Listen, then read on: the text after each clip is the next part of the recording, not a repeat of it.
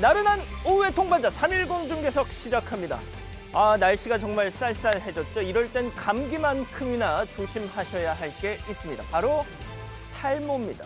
자, 가을 되면요, 이 탈모 증세가 유독 심해지기 때문이죠. 저 역시 40대 중반에 접어드니까 요즘 좀 빠지고 있는데 말이죠. 뜬금없이 무슨 탈모 타령이냐 싶으실 텐데 놀라지 마십시오. 이 해군사관학교 신체검사 불합격 기준에 탈모증이 포함되어 있다는 겁니다. 아니, 탈모 있으면 총 못 쏩니까? 탈모가 무슨 전염병입니까? 더 황당한 건요, 이 회사의 이 규정. 본인은 본인이야. 이 전두환 씨가 이 대통령일 때 만든 그 규정이라는 겁니다. 전두환 씨 어떤지 다 아시잖아요. 자, 이 탈모인 천만의 시대입니다. 이건 정말 좀 시대착오적인 규정 아니냐 이런 생각이 드네요. 자, 오늘 준비한 현장 전해드리죠. 먼저 부동산 규제 최대 피해자 홍남기. 다음은 신천지 이만희 재판 방청권 쟁탈전. 마지막 혹시 댁에 개나 고양이 키우십니까? 이렇게 준비했습니다. 자, 가을철 탈모의 스트레스도 잠시나마 잊게 해주는 방송 310 중계석 지금 바로 시작하죠.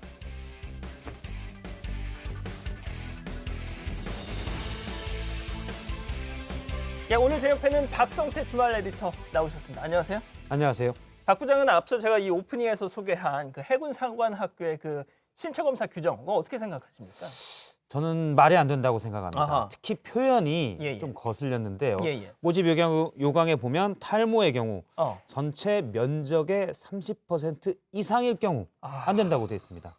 일단 면적이라는 표현도 그렇죠. 저는 거슬려요. 일단 그게 뭐가 옳은지 그른지 모르겠는데 일단 마음에 안 들고요.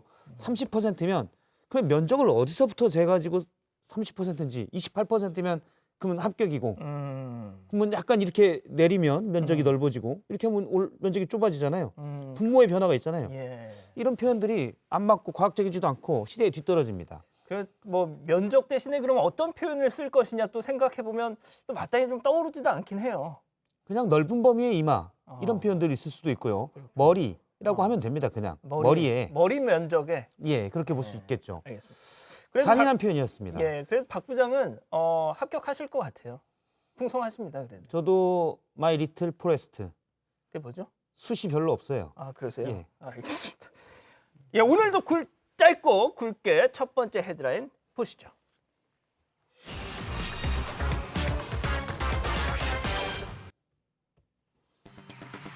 서울엔 홍남기 집이 없다. 자, 어제 많은 분들 보셨을 텐데 어제 시작한 JTBC 예능 제목입니다. 서울엔 우리 집이 없다. 자, 정부의 부동산 정책을 총괄한 홍남기 경제부총리 얘기이기도 한데, 자, 첫 번째 현장 정부 서울청사가 있는 종로구로 가보시죠.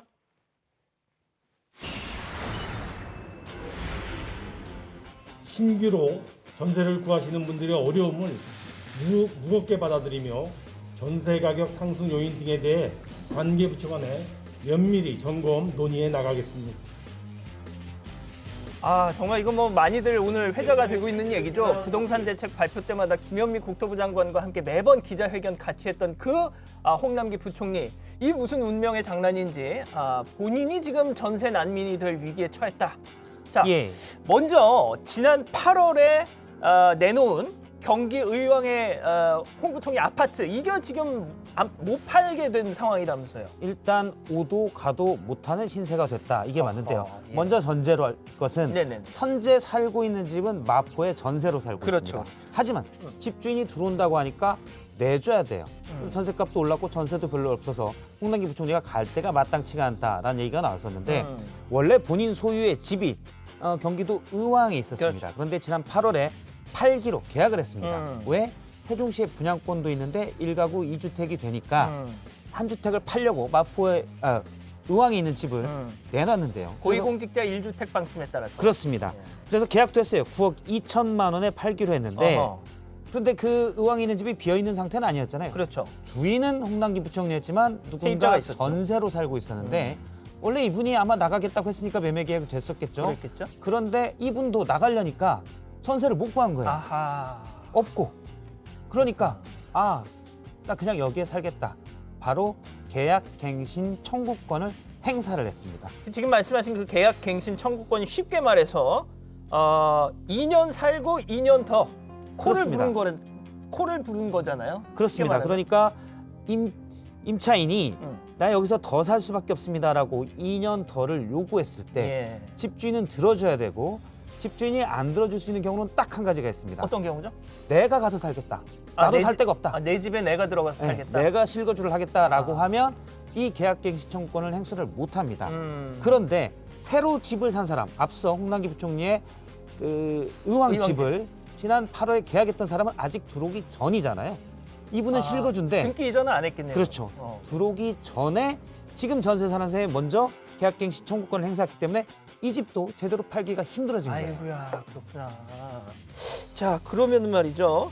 자, 그런데 지금 또 홍남기 부총리가 이제 오도 가도 못한다 이런 표현을 하셨잖아요. 예. 자, 그런데 그에 앞서서 마포에서 이제 전셋집을 살고 있었잖아요. 그렇습니다. 자, 그런데 거기서도 지금 나가게 됐다. 이게 또 참 그렇습니다. 이거 몇 번 이제 나왔는데, 전세로 지금 마포의 전용 면적 84제곱미터의 아파트 살고 있는데 집주인이 앞서 얘기했잖아요. 네. 홍남기 부총리도 그러면 전세로 구할 데가 없으면 나도 계약갱신 청구권 2년 더 요청할 수 있습니다. 하지만 앞서 제가 예를 들었죠. 집주인이 내가 살겠다. 그러면 안 된다고. 여기는 집주인이 이제 계약이 내년 1월까지인데 내가 살겠다라고 한 겁니다. 아, 그러니까 홍 부총리가 지금 살고 있는 마포의 전셋집의 주인이 당신 나가셔, 나 마포 집에서 내가 살겠어. 그렇습니다. 이렇게 집주인이 실거주 요건으로 아이고야. 본인이 살겠다고 얘기를 했기 때문에 홍남기 부총리는 이제 마포 전셋집을 비워줘야 되는 나가야 되겠네요. 그런 형편이 됐습니다. 그렇다고 의왕집도 못 가고. 의왕집에 내가 살겠다고 해서 가면 몰랐었는데 여기서 계약갱신 청구권을 먼저 행사가 됐어요. 누른 거잖아요. 먼저 행사가 됐고 또 세종시에 분양권이 있기 때문에 그러면 1가구 2주택에 걸려요. 그래서 사면 초과. 그러네요. 딱 아주 진짜 적절한, 사면 초과네요. 적절한 비유인데요. 그런 상황이 지금 돼 있습니다. 자, 홍 부총리가 지난 8일이었죠. 이 국회 기재위 국정감사에서 이 마포 전셋집 지금 나와야 되는 그 마포 전셋집 얘기를 했습니다. 잠깐만 들어보시죠. 장관님 내년 1월에 이사하신다면서요? 전세 구하셨어요? 아니 못 구했습니다. 지금 전 국민이 우리 장관님 전셋집 구할 건지에 관심이 가 있습니다. 마포구 염리동에 매물이 3개밖에 없고 가격이 1년 동안 2억 5천이 올랐다는데 잘 되시길 바랍니다. 자, 잘 되시길 바랍니다. 약간 이거는 약간 뭐랄까요? 뭐 조금 애둘러 약간 비꼬는 듯한 느낌도 그런 좀 있고. 느낌도 좀 있죠. 자, 그런데 어떤 분들은 그렇습니다. 솔직히 홍남기 부총리가 오도 가도 못한다 하니까 연예인 걱정이다, 솔직히.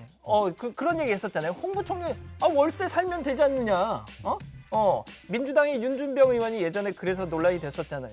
월세 전환이 뭐가 나쁘냐. 그건 개발 시대의 의식이다. 뭐 이렇게.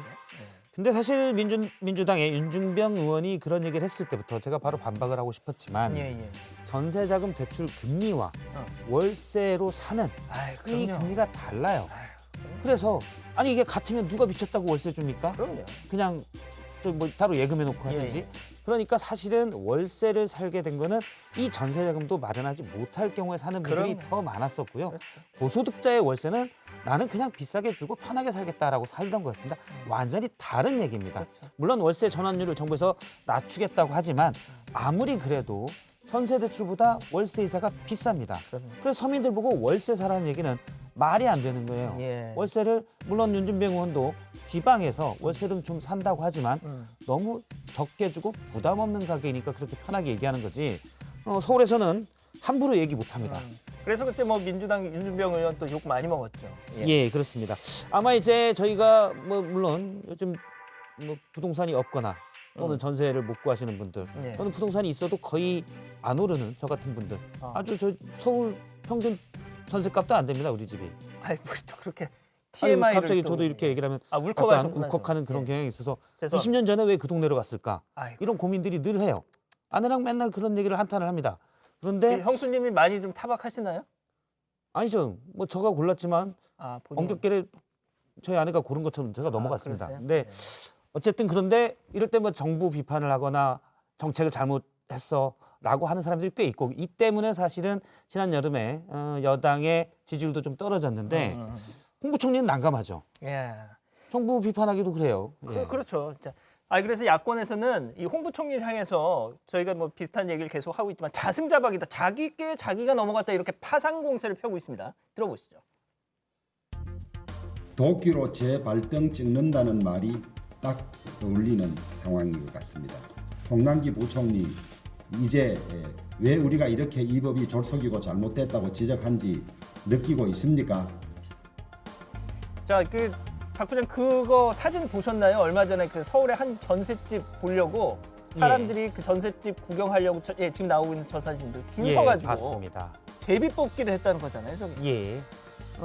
저렇게 되면 어떻게 되겠습니까? 우리가 딱 예측이 가능하죠. 수요와 공급이 있습니다. 예. 많은 사람들이 전셋집을 보려고 저렇게 줄까지 서게 되면 예. 당연히 전셋값을 올리겠죠. 지금 전세 보는 것만도 돈을 내라라는 집도 있다는 거 아닙니까? 집주인이. 구경만 해도요? 구경만 해도 5만 원을 줘야 된다. 왜냐면 우리 집 세상에. 보여줘야 되니까. 예, 이런 얘기도 있고요. 자, 그럼 전셋값이 오르면 어떻게 되겠어요? 네? 매매가를 올립니다. 이거 당연히 이렇게 따라서 올라가는 거죠. 그렇죠. 역시 그렇기 때문에 매매가도 불안해질 수 있고요. 사실 임대차 3법은 방향은 맞습니다.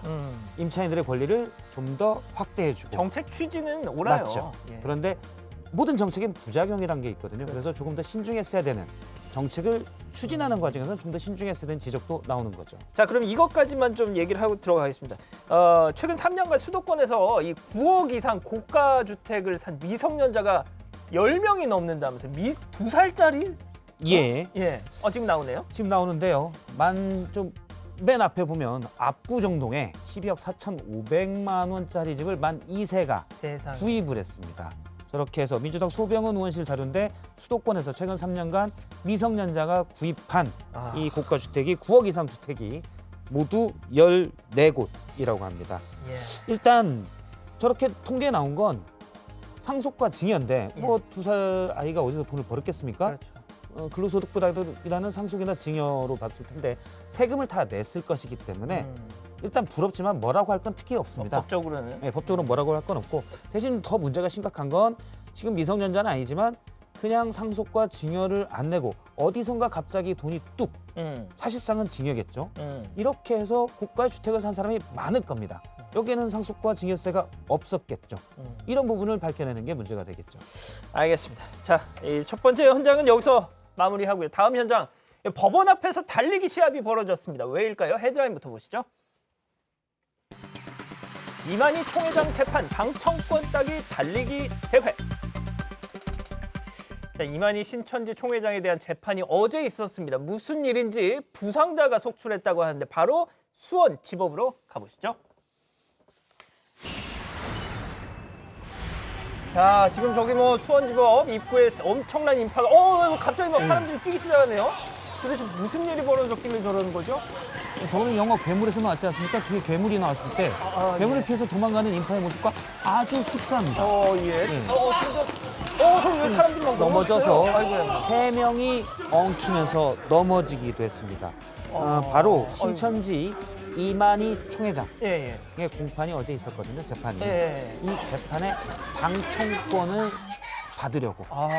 그러니까 방청권이 모두 17장인데 어이구야. 이걸 받으려고 몇 시부터 자 지금부터 나눠줍니다 하니까 저쪽에다가 뛰어갑니다. 제가 뭐 이렇게 약간 우습게 얘기할 건 아니지만 보통 저렇게 누군가 뛰면 덩달아 뛰는 사람들 옆에서 있지 않습니까? 그분들은 약간 안 보였는데 일단 뭐를 구하려고 저는 저런 광경은 정말 처음이에요. 예. 그러니까 아까 뭐 영화 얘기를 하셨는데 진짜 그런 것처럼 좀 생경하고 아주 전속력으로 뛰는 군대에서 마치 선착순하는 모습. 진짜 딱 그거. 뒤에서 괴물이 쫓아오거나 아니면 앞에 있는 게 아주 좋거나 인데 이 경우는 앞에 있는 거를 먼저 가져오고 그렇죠. 바로 이만희 총회장의 재판 방청권이었습니다. 자, 그래서 왜 저분들이 저렇게 뛰는 걸까? 옥중에서 지금 고생하고 있는 총회장님을 가까이서 지켜보겠다라는 보고 싶다라는 신도들의 그런 간절함? 물론 그것도 있겠지만 저 만약에 같은 다 신도들이다라면 어떻겠어요? 그냥 오늘은 네가 보고 내일은 내가 보고 사이좋게 할 수 있잖아요. 순서대로. 하지만 저건 지금 사이좋은 모습이 아니잖아요. 그러니까요. 그러니까 다른 사람이 못 보게 다른 사람이 가져갈까 봐 내가 먼저 방청석을 가져가야 된다. 이게 더 크다고 보는 게 합리적인 추론입니다. 바로 이만희 총회장을 고발한 사람들이 있어요. 피해자 피해자층. 예, 사이비 종교에 대한 피해를 입은 신도들의 부모들. 근데 고발했으니까 내가 재판 보겠다. 방청권 가져가려고 하는데 못 가져가게 저렇게 뛰는 겁니다. 그래서 실제 피해자 측은 한 장도 못 받았어요. 실컷 진짜 고발해놓고. 그 얘기를 지금 소개를 해드리려고 하는데 예. 그래서 어제 첫 공판 전날이었던 지난 11일 밤에도 이 신천지 측과 말씀하신 그 피해자 측 간에 약간의 실랑이가 있었다고 합니다. 잠깐 보여주시죠.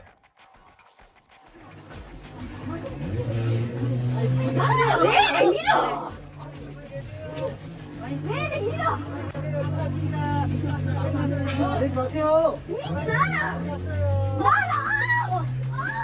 아이고.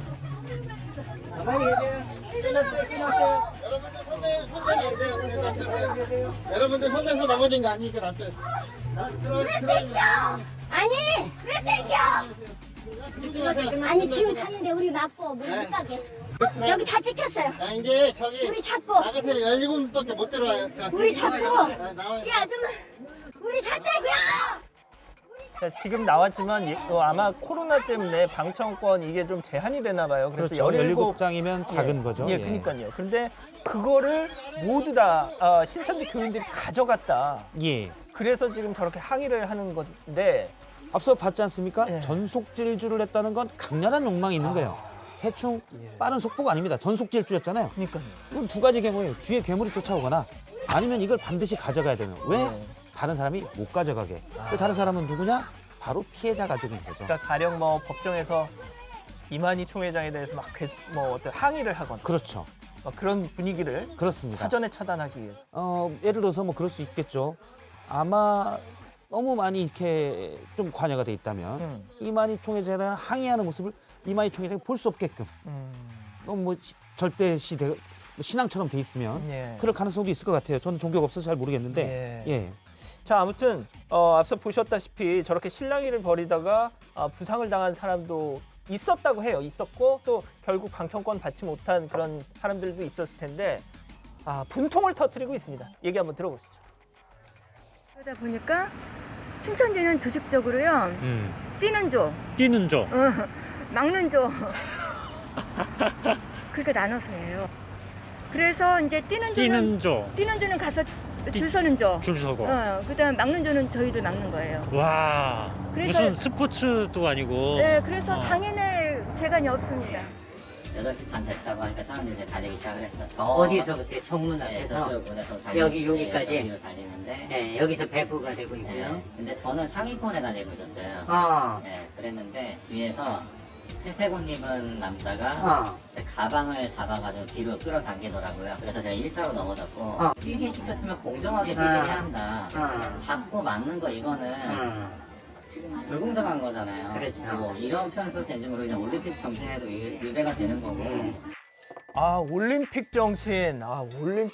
그러니까 페어플레이 하자. 예. 이 얘기인 것 같은데 뭐 일단 저 피해자 가족 측의 저건 또 일방적인 주장이고. 예. 자, 그렇다면 신천지 측에서는 어떤 입장인가요? 신천지 측에서는 이제 누구나 방청할 수 있는 공판이고 사실 배부를 그렇게 하거든요. 예전에 저희가 이제 박근혜 전 대통령의 재판 때 보면 쭉 이른바 지지자들이 줄 서서 쭉 방청권을 타려는 모습 봤지 않습니까? 몇 시간 전부터 와서 대기하고. 경쟁률이 높아서 추첨도 하고 그랬죠. 예. 그래서 그런 식으로 가다 보니 이것도 그렇게 가는 거다. 그리고 우리가 조직적으로 한 게 아니라 지금 나오지만 성도들이 내가 보겠다라고 해서 저렇게 뛰는 걸 어떻게 막냐. 그러니까 조를 짠 건 아니다. 조직적으로 한 건 아니다. 라고 주장을 일단 하고 있습니다. 신도들의 자유의지에 따른 것이다. 예. 그런데 앞서 봤겠지만 그건 말이 안 되잖아요. 고발 당사자가 방청권이 없어서 재판이 어떻게 돌아간지 볼 수가 없어요. 재판은 공개주의거든요. 예. 그러니까 내가 고발했는데 그렇죠. 이 사람이 어떻게 얘기하는지 판사는 어떻게 보고 있고 검사는 또 뭐라고 얘기하는지 못 봅니다. 저렇게 방청석을 다 싹쓸이를 해간 거잖아요. 그건 문제가 있는 겁니다. 그래서 제도적으로는 이런 고발 당사자들이나 직접적인 당사자들에게 몇 석의 방청권을 보장을 해야 되고 또 저런 선착순을 할 거 아니면 좀 달리기 굉장히 빠르지 않습니까? 예. 저보다 빠른데 일단 저럴 게 아니면 추첨제든 합리적인 예. 제도를 좀 도입할 그러니까요. 필요가 있습니다. 왜 그냥 저렇게 선착순을 하다 보니까 저런 좀 불상사가 있는 것 같은데, 자, 한편 이 신천지 유튜브에서요, 그제 어제 이 신천지가 혈장 치료제 개발을 위해서 이렇게 협력하고 있다, 노력하고 있다, 이런 영상을 올렸는데 잠깐만 보시죠. 신천지 대구교회 성도 완치자 4천여 명이 코로나19 치료제 개발을 위해 무상으로 혈장 공유에 나서 세간의 주목을 받았습니다. 신천지 대구교회 성도 중 600명이 훌쩍 넘는 인원이 지원을 했습니다. 그리고 그중 총 512명의 혈장이 확보되어 녹십자에서는 임상실험에 돌입하는 등 코로나19 치료제 개발에 성큼 다가서게 되었습니다. 자, 뭐 다들 아시다시피 집단 감염 사태가 있었던 이 신천지 신도들, 자, 그분들의 어떤 혈장 공여로 보신 것처럼 이렇게 치료제 개발 박차를 가하고 있다. 자, 그런데 혈장 공여가 제가 알기로는 지난 7월 즈음에 있었거든요. 예. 지금은 10월이지 않습니까? 예. 근데 저 홍보 영상이 어제 그제 올라왔다? 예. 아하. 정확하게는 이제 언제 제작을 해서 그런지 확인은 정확히는 안 되지만 최근에 이제 많이 퍼지고 있거든요. 이런 것들은 널리 홍보를 하고 있다. 석 달 지나서. 그러면 왜 그때 안 했냐? 물론 그때도 좀 하고 싶어 했겠지만 네네네. 일단 지금은 재판이 들어갔잖아요. 총회장의 재판. 그렇습니다. 이만희 총회장의 재판이 들었으니 사실은 신천지가 나쁜 사람들이 아니에요. 우린 이렇게 좋은 일을 합니다. 라고 재판에 영향을 주기 위해서 홍보전이죠. 그래서 홍보 영상을 널리 퍼뜨리고 있는 것으로 보입니다. 일단 혈장 공연은 잘한 일입니다. 칭찬할 만한 일이에요. 네, 저거는 해야죠. 끼친 게 많으니까 신죄가 많잖아요. 해야 됩니다. 그런데 이제 전략이 저게 약간 숨어져 있다. 순수한 건 아니다. 포석이 있다. 그렇습니다. 예전에 이제 대기업 회장 같은 경우 잘못을 저지른 대기업 회장이 재판 전에 보면 해당 기업에서 사회공헌 활동을 많이 합니다. 아하. 예, 보도 자료도 많이 내고요. 무슨 기금도 많이 내고. 그렇죠. 네. 그런 것과 비슷하다라고 볼 수 있습니다. 네, 알겠습니다. 두 번째 현장 여기서 마무리를 하고요. 자, 마지막 현장 여기까지고요. 자, 지금 오후 3시 40분을 지나고 있습니다. 실시간 순위 중계석 돌려보죠. 예, 오후 3시 10분 기준 10위까지 N포털 전체 기준 실검 순위. 자, 조정래. 아하, 바로 소설가 태백산맥 작가 조정래 씨의 이름인데, 자, 진중권 전 동양대 교수와의 설전 때문이죠. 예, 얼마 전에 조정래 작가의 그 50주년 기자회견에서 나왔던 말이 논란이 좀 됐습니다. 토착외구라고 부르는, 제가 그 논란이 됐던 말을 말씀을 드리면, 일본에 유학을 갔다 오면 무조건 다 친일파가 돼버린다라고 하면서 어떤, 물론 이제 우리 민족의 민족성들을 많이 얘기하고 그러기 위해서 한 거지만 약간 표현이 과했다라는 논란이 좀 있었는데요. 이를 진중권 정 교수가 이 정도면 광기라고 해야 한다. 아하. 이렇게 또 세게 비판을 하자 조 작가가 아주 경박하게 무례와 불경을 저지르고 있다. 사과하지 않으면 법적 대응하겠다 하면서 지금 논란이 붙은 겁니다. 방금 소개하신 그 친일파 발언 논란에 대해서 조정래 작가는 진 전 교수가 나는 토착외구라는 주어를 달았는데 그걸 빼고 왜곡을 했다, 뭐 이렇게 또 얘기를 하더라고요. 예, 일단 언론에서는 다들